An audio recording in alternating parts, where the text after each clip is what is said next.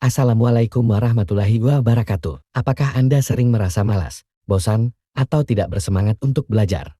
Jika ya, maka Anda perlu mengetahui cara meningkatkan motivasi belajar dengan mengamalkan surat Al-Mujadilah ayat 11. Ayat ini adalah salah satu ayat yang mengajarkan kita tentang adab dan etika dalam berkumpul, khususnya dalam majelis ilmu. Dalam ayat ini, Allah berfirman, يا أيها الذين آمنوا إذا قيل لكم تفسحوا في المجالس فافسحوا يفسح الله لكم وإذا قيل انشزوا فانشزوا يرفع الله الذين آمنوا منكم والذين أوتوا العلم درجات والله بما تعملون خبير.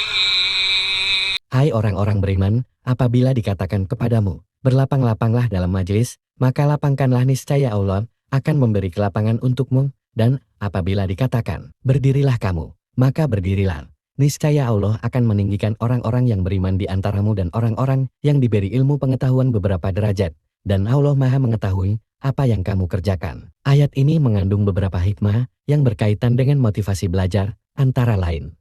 Pertama, ayat ini mengajarkan kita untuk menghormati dan meluaskan tempat kepada orang lain saat berkumpul. Hal ini menunjukkan sikap sopan santun, kerendahan hati, dan kepedulian kita terhadap sesama. Dengan demikian, kita akan mendapatkan keberkahan dan kelapangan dari Allah baik di dunia maupun di akhirat.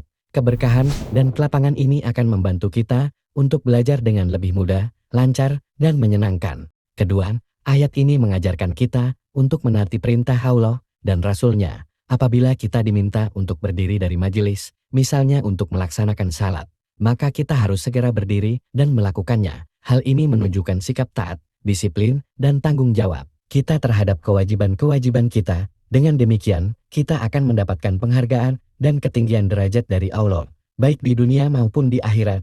Penghargaan dan ketinggian derajat ini akan membantu kita untuk belajar dengan lebih semangat, berprestasi, dan bermakna.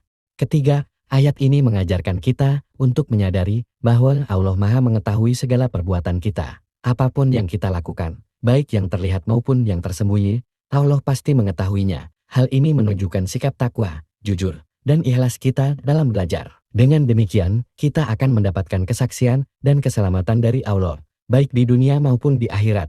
Kesaksian dan keselamatan ini akan membantu kita untuk belajar dengan lebih tenang, yakin, dan bahagia.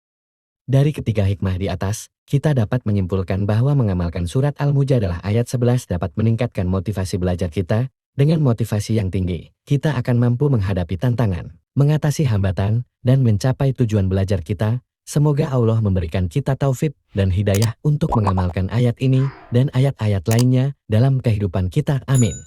Terima kasih. Wassalamualaikum warahmatullahi wabarakatuh.